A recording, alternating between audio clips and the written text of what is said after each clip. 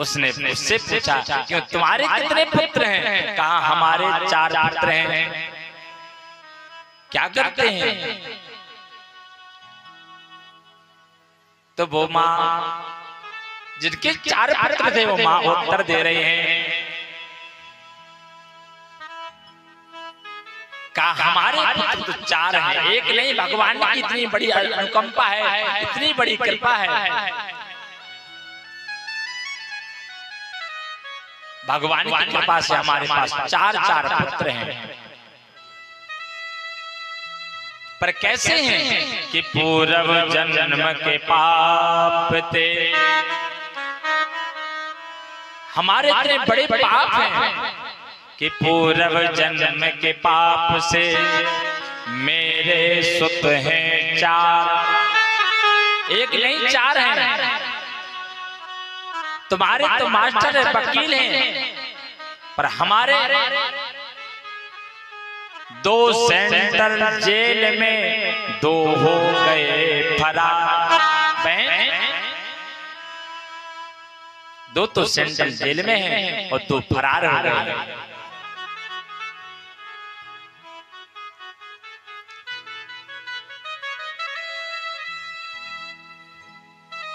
ऐसा सूरज जी बहुत परेशान थे। यहाँ क्या हुआ? कुछ यक्षों ने आकर के और उत्तम को मार दिया। जो ध्रुव के छोटे भाई थे, यक्षों ने ध्रुव को, यक्षों ने उत्तम को मार दिया। ध्रुव को महाराज को गुस्सा आया, तुमने हमारे भाइयों को मारा।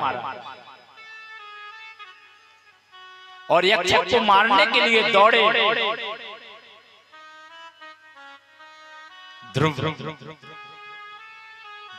पुनः परमात्मा के दर्शन, जिसने परमात्मा के दर्शन किए वो क्या किसी को मार सकते हैं? ध्रुव ने तो भगवान के दर्शन किए हैं। अब तो ध्रुव के जैसा समय आया, मृत्यु देवी आ गई। ध्रुव से प्रार्थना की आप चलिए। अगर किसी ने जीता है तो सिर्फ मृत्यु को किसी ने जीता है तो सिर्फ मेरे ध्रुव हैं।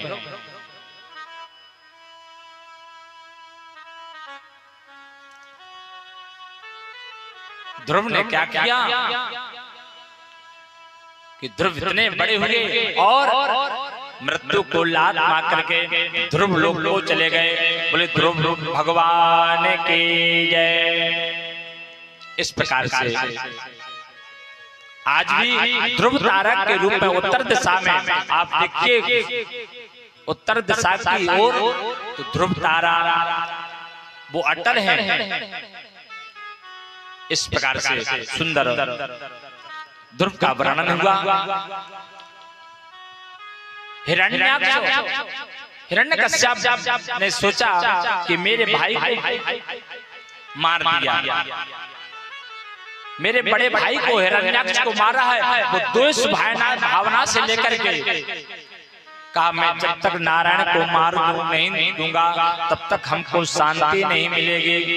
अब तो जाते जाते करे क्या करें, कुछ हमारे पास अस्त्र शस्त्र नहीं है, कैसे मारेंगे? तो जाकर के जंगल में गया और जंगल में जाकर के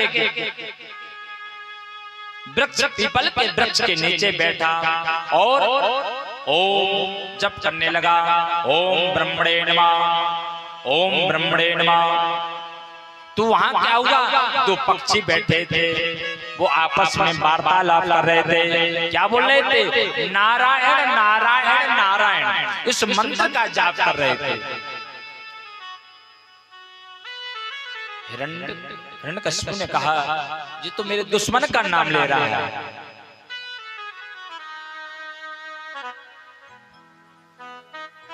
ये तो मेरे दुश्मन का नाम ले रहा है। वो आग लौट करके घर आ गया। जब घर आया तो कयाधु ने कहा स्वामी आप तो कह रहे थे मैं भगवान का, ब्रह्मा जी को प्रसन्न करने जा रहा हूं और ब्रह्मा जी से वरदान मांगेंगे, वरदान मांगेंगे, फिर मैं नारायण से युद्ध करूंगा, नारायण से युद्ध करूंगा, मैं अपने भाई का बदला लूंगा।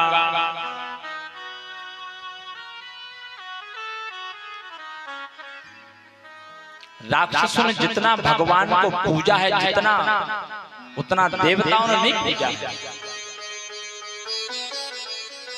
देवता तो बिना स्वार्थ के भगवान को पूजते नहीं हैं। अगर किसी ने वास्तव प्रसन्न किया तो सब राक्षसों ने विशेष भगवान से अच्छे अच्छे वरदान मांगे। ब्रह्मा जी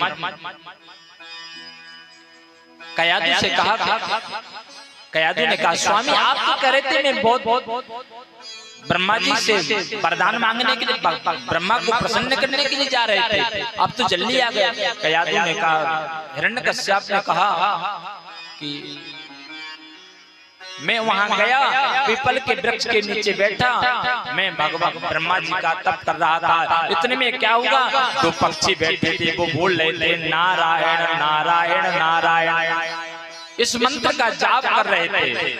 जाप करते करते क्या हुआ, अब कयादु के मन में आ विचार आया, ओहो हमारे पति भगवान का नाम ले, ऐसा हो ही नहीं सकता है। मेरे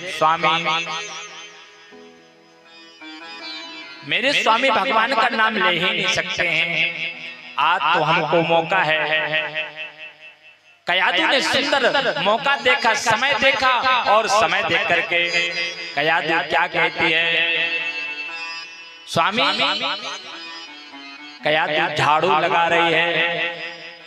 अरे स्वामी जब आप उस वृक्ष के नीचे बैठे हुए तब करने गए थे तो तब दो पक्षी क्या बोल रहे थे आपस में, तो नारायण नारायण नारायण, इस प्रकार से वो गिनती जारी।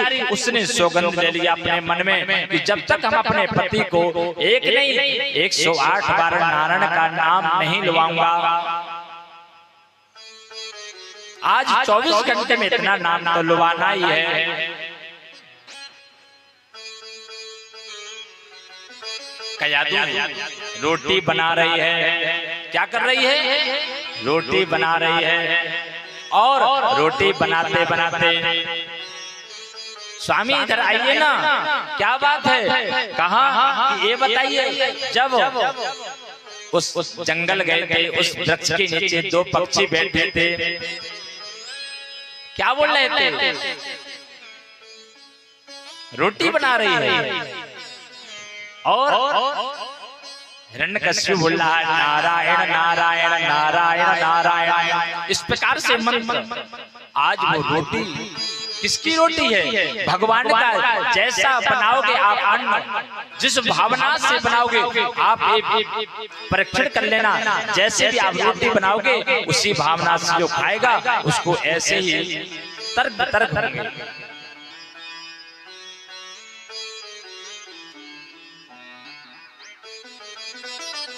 जैसे वो कहते हैं ना, जैसा पियोगे पानी उसी होगी वाणी, जैसा खाओगे अन्न वैसा होगा मन। पर आजकल की माताएं, आप लोग नहीं, आप लोग तो बहुत अच्छी हैं, जो बाहर की माता वो मानो क्या करती हैं, स्वामी जी को जाना पड़ता है बाजार कहीं ड्यूटी पर। वैसे हर माताओं को 5 यज्ञ करना चाहिए। पहली रोटी किसकी होती है, किसकी होती है, मामा जी कह रहे गाय की होती है। और आखिरी रोटी किसकी होती है, ईमानदारी से बताना, कुत्ता की। देखो पर उस पहली रोटी का क्या होता है, जो बाहर की पत्नी, आप लोग सही हैं, बाहर की क्या उनका नियम क्या है, स्वामी जी को जाना पड़ता है ड्यूटी, तो जल्दी जल्दी रोटी बनाती हैं, और वो रोटी किसको खिला देती हैं, किसको खिला देती हैं, गाय को। आखिरी रोटी किसको खिलाती हैं, जो आखिरी रोटी है वो किसको खिलाती है, अपनी सास को। मैंने आपसे क्या कहा, जैसा जो खाएगा वैसा होगा। तो आप सास तो